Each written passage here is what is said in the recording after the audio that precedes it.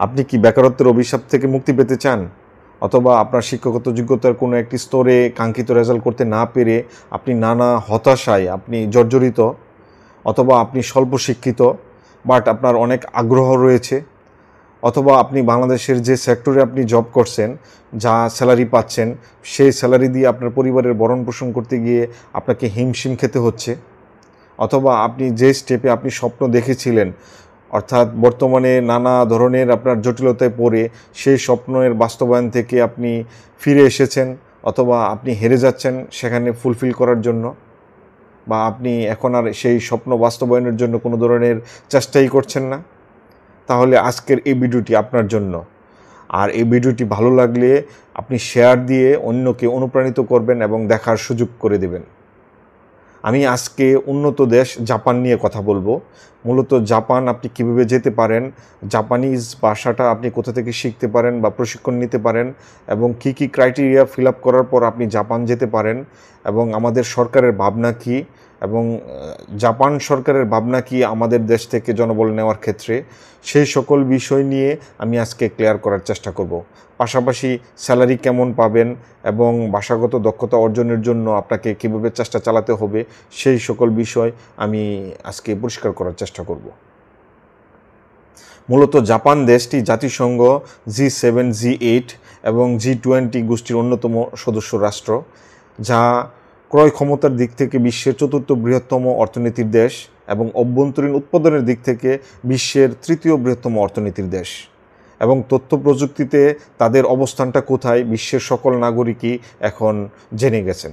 মানব উন্নয়ন সূচক এবং বিশ্ব শান্তি সূচকে যে রাষ্ট্রের অবস্থান সর্বোচ্চ এবং সর্বাধিক গড়ায়ুর দেশ এবং সূর্যোদয়ের দেশ হিসেবে পরিচিত উন্নত এই দেশের আয়তন 3,77,944 বর্গ কিলোমিটার, যা বাংলাদেশের তুলনায় 3 গুণ বৃহৎ বড় একটি রাষ্ট্র। বাট 2024 সালের অক্টোবরের রিপোর্ট অনুযায়ী তার জনসংখ্যা দাঁড়িয়েছে 12 কোটি 3 লাখেরও কম, যা 2023 সালের তুলনায় 9 লাখ কম জনসংখ্যা চলে এসেছে। অর্থাৎ বছরের পর বছর সেখানে জনসংখ্যা কমে যাচ্ছে, বাট তরুণ ও কর্মক্ষম জনসংখ্যা কমে যাচ্ছে, বাট বয়স বৃদ্ধ জনসংখ্যা দিন থেকে দিন বেড়ে যাচ্ছে। ফলশ্রুতিতে সেই দেশের কোম্পানিগুলো বিভিন্ন ধরনের দুশ্চিন্তায় ভুগছে যে ফিউচারে তাদের কোম্পানিগুলো কীভাবে রান করবে বা জনবল কোথায় পাবে। সেই ধরনের চিন্তাভাবনা থেকে জাপান সরকার ইতিমধ্যে শিশু যত্ন নীতি প্যাকেজ ঘোষণা করেছে, যা বাংলাদেশি মুদ্রায় 3 লাখ কোটি টাকা সমমূল্যের সেই প্যাকেজ। পাশাপাশি 125 বছরের ইতিহাসে তাদের দেশের সন্তান জন্মদানের হার এখন বর্তমানে সর্বনিম্ন, যার প্রেক্ষিতে কোম্পানিগুলো তড়িঘড়ি করে ইন্দোনেশিয়া, তারপর ভিয়েতনাম, ফিলিপাইন, মঙ্গোলিয়া, তারপর নেপাল এবং বাংলাদেশের মতো দেশ থেকে জনবল নেওয়ার চেষ্টা করছে। তবে সে দেশে যাওয়ার ক্ষেত্রে প্রধান ক্রাইটেরিয়া হিসেবে বিবেচনা করা হচ্ছে জাপানিজ ভাষা শিক্ষার সেই দক্ষতা অর্জনের বিষয়টি।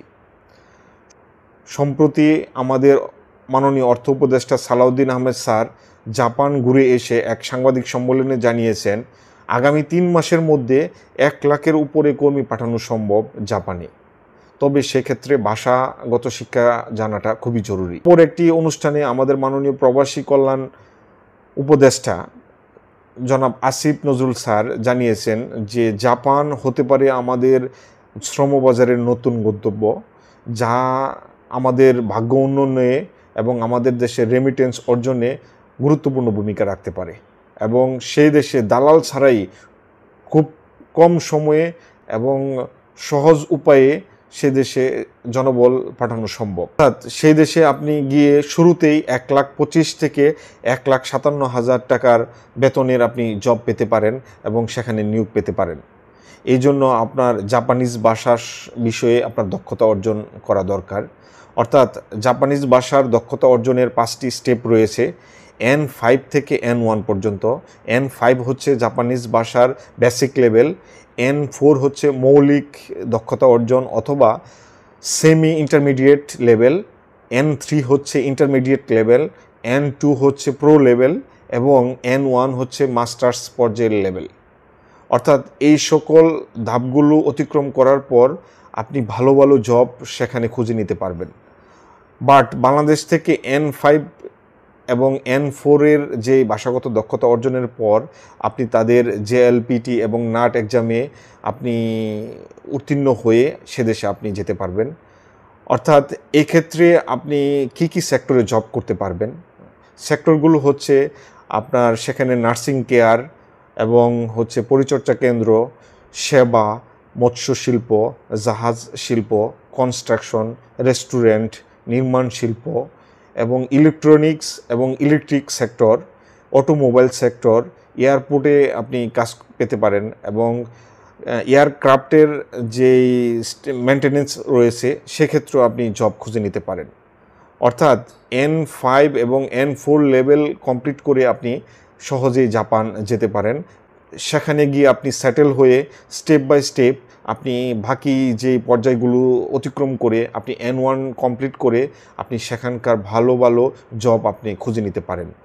পাশাপাশি আপনি সেখানে ধাপে ধাপে আপনি সেখানে স্থায়ী নাগরিক হিসেবে সেটেল হয়ে নিতে পারবেন।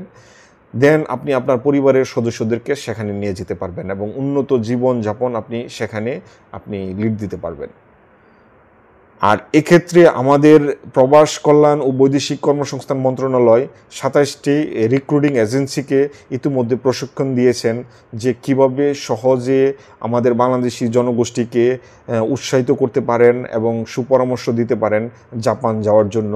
সেই ধরনের প্রশিক্ষণ দিয়েছে আমাদের মন্ত্রণালয়। তাছাড়া প্রবাসী কল্যাণ ও বৈদেশিক কর্মসংস্থান মন্ত্রণালয়ের অধীনে বাংলাদেশ কর্মসংস্থান ও প্রশিক্ষণ ব্যুরো ইতিমধ্যে 32টি কেন্দ্র সিলেক্ট করেছেন। সেখানে জাপানিজ ভাষা শিক্ষা দেওয়ার জন্য 6 মাস মেয়াদি বিভিন্ন কোর্স চালু করেছেন। অর্থাৎ আপনারা সেখান থেকে আপনারা ট্রেনিং নিয়ে JLPT এবং NAT এক্সামে উত্তীর্ণ হয়ে আপনারা খুব সহজেই দালাল ছাড়াই আপনারা কম খরচে জাপানে যেতে পারবেন। তাছাড়া আপনি আরও বিস্তারিত ইনফরমেশন নেওয়ার জন্য বাংলাদেশ কর্মসংস্থান ও প্রশিক্ষণ ব্যুরোর ওয়েবসাইট bmet.gov.bd-তে গিয়ে সেই প্রশিক্ষণ কেন্দ্রগুলোর লিস্ট এবং কন্ট্যাক্ট নাম্বার নিয়ে নিতে পারেন এবং তাদের সাথে আপনারা কমিউনিকেট করে নিতে পারেন। অন্যদিকে বেসরকারি পর্যায়ে যে আন্তর্জাতিক যেই ভাষা শিক্ষা প্রতিষ্ঠান রয়েছে তার মধ্যে 21 হচ্ছে অন্যতম। আপনারা চাইলে www.21internationallanguagecenter.com-এ গিয়ে কন্ট্যাক্ট নাম্বার নিয়ে তাদের সাথে কমিউনিকেট করতে পারেন এবং প্রিপারেশন নিতে পারেন। পাশাপাশি যারা এখন প্রবাসে রয়েছেন আপনারা চাইলেও সে দেশ থেকে আপনারা জাপান যেতে পারবেন। চাইলে জাপানিজ ল্যাঙ্গুয়েজগুলো শেখার জন্য আপনারা বাংলাদেশে যারা অনলাইনে প্রশিক্ষণ দিচ্ছেন তাদের সাথে আপনারা যোগাযোগ করতে পারেন। পাশাপাশি আপনারা ইউটিউবে গিয়ে জাপানিজ মুভি, টক শো দেখে আপনারা শিখে নিতে পারেন। অর্থাৎ জাপানিজ ভাষার যেই দক্ষতা অর্জনের জন্য আপনারা বিভিন্ন জাপানিজ ল্যাঙ্গুয়েজের যে লেসনগুলো রয়েছে, গ্রামার রয়েছে, তারপর হচ্ছে ভোকাবুলারিগুলো রয়েছে, আপনার কাঞ্জিগুলো রয়েছে, এগুলো বিভিন্ন ওয়েবসাইট বা তাদের ইউটিউব থেকে দেখে বা যারা জাপান গিয়েছেন তাদের কাছ থেকে পরামর্শ নিয়ে আপনারা প্রিপারেশন নিতে পারেন এবং বিভিন্ন প্রশিক্ষণ সেন্টার থেকে আপনারা ধারণা নিতে পারেন। ইতিমধ্যে নেপাল 2.5 লাখের উপরে জনবল সেখানে পাঠিয়েছে। 2019 সাল থেকে বাংলাদেশ জাপানের সাথে এগ্রিমেন্ট করেছেন যে জনবল পাঠানোর জন্য। সেখান থেকে আজকে পর্যন্ত মাত্র 26,000 মানুষ সেখানে জনবল হিসেবে পৌঁছেছেন বা কর্মী হিসেবে গিয়েছেন। বাট আমাদের এখানে অনেক সুযোগ রয়েছে, অপরচুনিটি রয়েছে। আপনারা চাইলেও খুব কম সময়ে সহজে জাপানিজ ভাষা শিখে সেই জাপানে গিয়ে সেটেল হতে পারেন। ধন্যবাদ সবাইকে।